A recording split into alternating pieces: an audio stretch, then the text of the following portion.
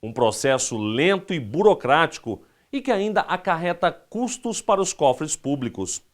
Antes de contar com a tecnologia, os julgamentos à distância eram feitos por carta precatória, que ainda é utilizada, mas com menor frequência.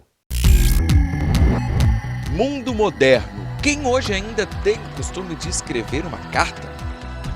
Eu não conheço mais ninguém. Nenhuma pessoa. Não, eu não, mas de vez em quando eu recebo. Nada contra os românticos de plantão, mas vivemos numa época em que nos deparamos com tantas inovações tecnológicas que postar uma correspondência no correio virou coisa do passado. E esse avanço chegou até a Justiça Federal. Aliás, você já ouviu falar em carta precatória?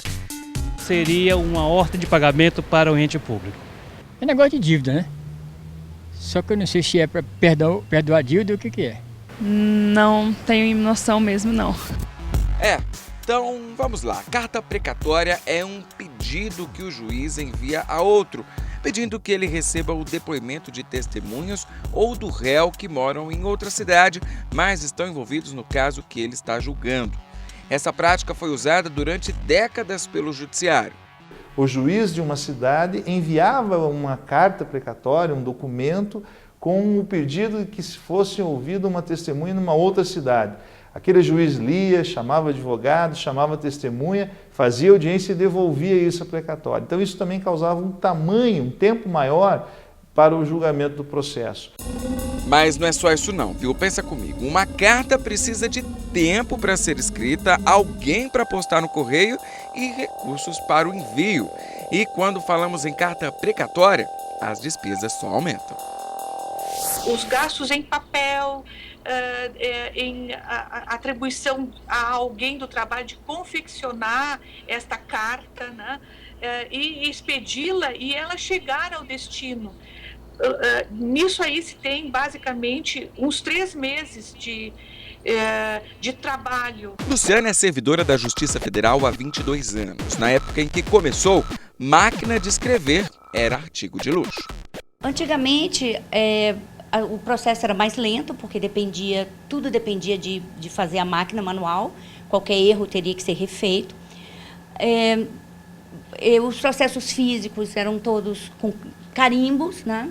Então o processo realmente era bem mais demorado e a justiça era bem menor, o acesso à justiça era menor. Os contatos ocorriam não com a facilidade ou com as facilidades que existem hoje, mas sempre eram válidos, muito úteis, a troca de ideias, as informações eram permutadas, enfim, muita coisa. Há um exemplo dado por um colega também aposentado, foi presidente da 4ª Região, em que ele chegou, Vladimir Passos de Freitas, ele chegou a elaborar uma espécie de minuta de como o juiz deveria atuar para aqueles que estavam começando.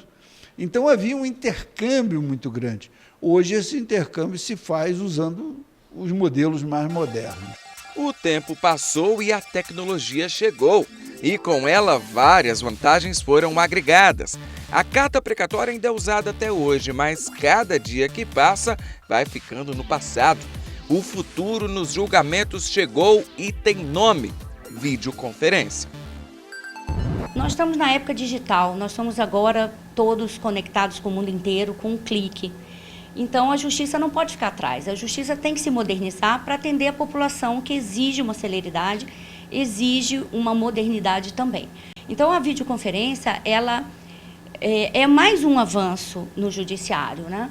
Porque ela acelera o processo, ela diminui os custos, né, para o judiciário e para a população que paga os impostos, e faz com que essa resposta à comunidade seja mais rápida. Com a videoconferência, o próprio juiz que vai julgar é que vai perguntar aquilo que ele tem que perguntar, é ele que vai ouvir a testemunha, é ele que vai ouvir o réu, ele que vai ver a pessoa que tá fazendo o relato dela naquele momento, vai colher diretamente as impressões, né?